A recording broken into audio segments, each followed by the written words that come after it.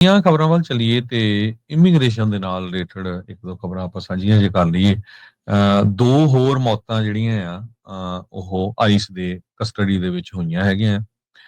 ਕਹਿੰਦੇ ਵੀ one of the deadliest year immigration detention ਦੇ ਵਿੱਚ ਇਹ ਸਾਲ ਗਿਣਿਆ ਜਾ ਰਿਹਾ ਹੈਗਾ।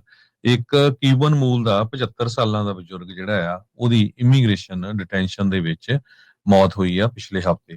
ਸੋ 13 ਮੌਤਾਂ ਆਈਸ ਦੀਆਂ ਜੇਲ੍ਹ ਦੇ ਵਿੱਚ ਇਸ ਸਾਲ ਸਨ 2025 ਚ ਹੋ ਚੁੱਕੀਆਂ ਹੈਗੀਆਂ।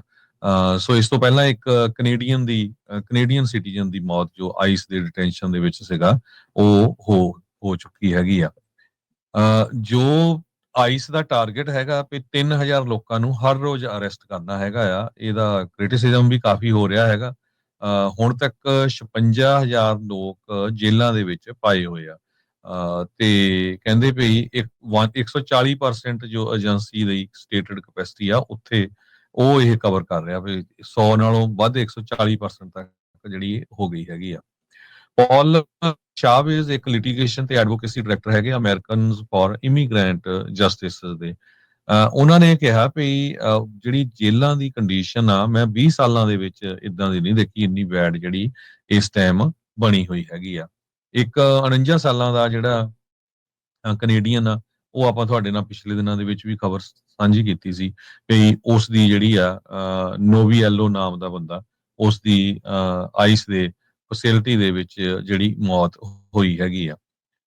ਸੋ ਜਿਹੜੀ ਕੋਈ ਵੀ ਸਰਕਾਰ ਆਈ ਆ ਉਹਦੇ ਦੌਰਾਨ ਸਭ ਤੋਂ ਵੱਧ ਮੌਤਾਂ ਜਿਹੜੀਆਂ ਆ ਜੇ ਆਈਸ ਦੇ ਡਿਟੈਂਸ਼ਨ ਚ ਹੋਈਆਂ ਹੈਗੀਆਂ ਆ ਉਹ ਪ੍ਰੈਜ਼ੀਡੈਂਟ ਡੋਨਲਡ ਟਰੰਪ ਉਹਨਾਂ ਦੇ ਸਮੇਂ ਦੇ ਦੌਰਾਨ ਹੋਈਆਂ ਹੈਗੀਆਂ।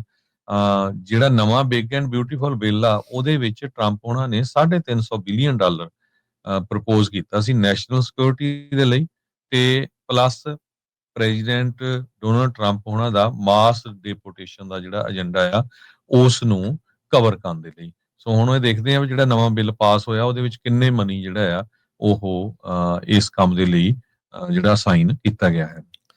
ਜੀ ਤੇ ਹਰਜੋਤ ਸਿੰਘ ਜੀ, ਅਗਲੀ ਖਬਰ ਜਿਹੜੀ ਆਪਣੇ ਗਵਾਂਢੀ ਮੁਲਕ ਕੈਨੇਡਾ ਤੇ ਨਾਲ ਜਿਹੜਾ ਭਾਰਤ ਨਾਲ ਸੰਬੰਧਿਤ ਆ ਵੀ ਦੀਆਂ ਖਬਰਾਂ ਵੱਲ ਚੱਲੀਏ ਤੇ ਇਮੀਗ੍ਰੇਸ਼ਨ ਦੇ ਨਾਲ ਰਿਲੇਟਡ ਇੱਕ ਦੋ ਖਬਰਾਂ ਆਪਾਂ ਸਾਂਝੀਆਂ ਜੇ ਕਰ ਲਈਏ।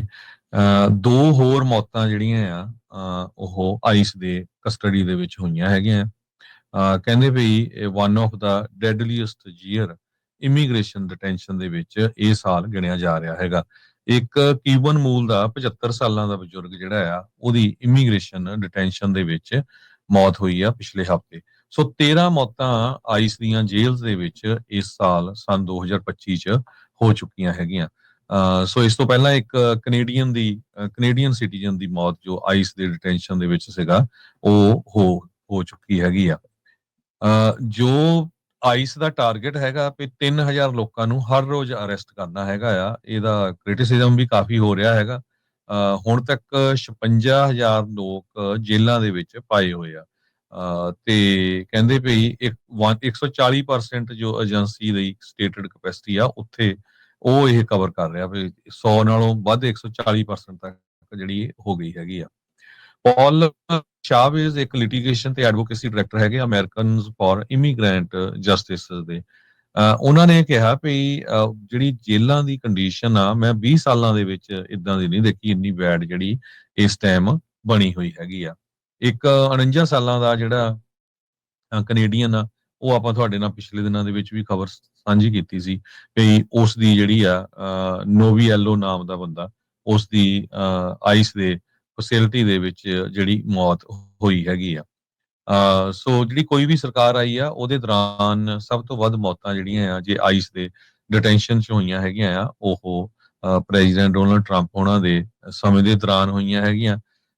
ਜਿਹੜਾ ਨਵਾਂ ਬਿਗ ਐਂਡ ਬਿਊਟੀਫੁਲ ਬਿੱਲ ਆ ਉਹਦੇ ਵਿੱਚ ਟਰੰਪ ਉਹਨਾਂ ਨੇ 350 ਬਿਲੀਅਨ ਡਾਲਰ ਪ੍ਰਪੋਜ਼ ਕੀਤਾ ਸੀ ਨੈਸ਼ਨਲ ਸਿਕਿਉਰਿਟੀ ਦੇ ਲਈ ਤੇ ਪਲੱਸ ਪ੍ਰੈਜ਼ੀਡੈਂਟ ਡੋਨਲਡ ਟਰੰਪ ਉਹਨਾਂ ਦਾ ਮਾਸ ਡਿਪੋਰਟੇਸ਼ਨ ਦਾ ਜਿਹੜਾ ਏਜੰਡਾ ਆ ਉਸ ਨੂੰ ਕਵਰ ਕਰਨ ਦੇ ਲਈ। ਸੋ ਹੁਣ ਇਹ ਦੇਖਦੇ ਆ ਵੀ ਜਿਹੜਾ ਨਵਾਂ ਬਿੱਲ ਪਾਸ ਹੋਇਆ ਉਹਦੇ ਵਿੱਚ ਕਿੰਨੇ ਮਨੀ ਜਿਹੜਾ ਆ ਉਹ ਇਸ ਕੰਮ ਦੇ ਲਈ ਜਿਹੜਾ ਸਾਈਨ ਕੀਤਾ ਗਿਆ ਹੈ। ਜੀ ਤੇ ਹਰਜੋਤ ਸਿੰਘ ਜੀ, ਅਗਲੀ ਖਬਰ ਜਿਹੜੀ ਆਪਣੇ ਗਵਾਂਢੀ ਮੁਲਕ ਕੈਨੇਡਾ ਤੇ ਨਾਲ ਜਿਹੜਾ ਭਾਰਤ ਨਾਲ ਸੰਬੰਧਿਤ ਆ ਵੀ